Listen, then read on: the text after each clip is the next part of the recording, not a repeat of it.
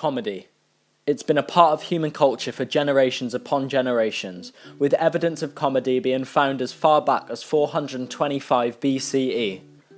Ancient Greek playwright Aristophanes is believed to have written about 40 comedies, all of which were performed in the ancient Greek theatre. Charlie Chaplin was a huge pioneer of comedy and really was a genius at it. He was able to portray comedy on screen with no voice used at all, and only some sound effects and music to help add to the humour.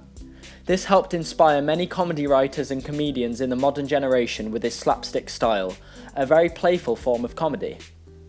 Not only did he help pioneer the slapstick style, but his films such as Modern Times helped popularise humorising everyday life, which really related with the majority of people, and also helped inspire, in part, the mockumentaries that would come in the future.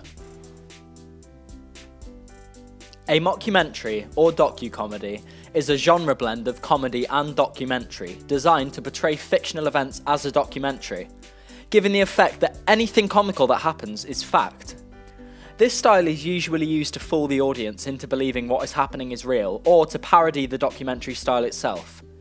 The term mockumentary was popularised in the 1980s when it was used to describe the film This Is Spinal Tap in interviews and press.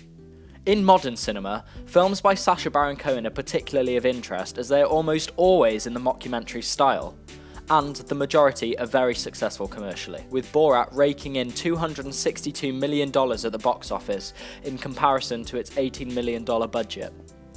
In the UK, the first thing that would come to most people's minds when saying the word mockumentary is Ricky Gervais and Stephen Merchant's The Office, which is now considered a national treasure of British comedy and made Ricky Gervais's character David Brent a household name in the UK, even going on to have his own movie, Life on the Road, in 2016. The Office has gone on to have its own versions published in 7 different countries since its creation in 2001, and helps lead my belief that the mockumentary is the most effective form of comedy on the screen. A perfect example of this, and one I want to focus on, is the Australian mockumentary Summer Heights High, created by Chris Lilly, who also writes the show and stars in it. Chris Lilly is very well known at this point for creating these sitcoms and starring in them, usually playing a variety of main characters or with different personalities and lifestyles. These shows include the popular Angry Boys, Jonah from Tonga, and most recently the Netflix show Lunatics. Although most of these shows feature 4 or more characters, Summer Heights High focuses on 3: Mr. G, a middle-aged drama teacher, Jamae, a teenage upper-class girl, and Jonah, a vulgar and misbehaved boy and the youngest of the 3. This really creates an emphasis on character. The show was a huge success on Australian television, and even went on to win a Logie Award for the Best Comedy Show. I believe the reason that shows with this format gain such a cult following and are ultimately incredibly successful is because they have such a focus on character, and that makes the humour work so well.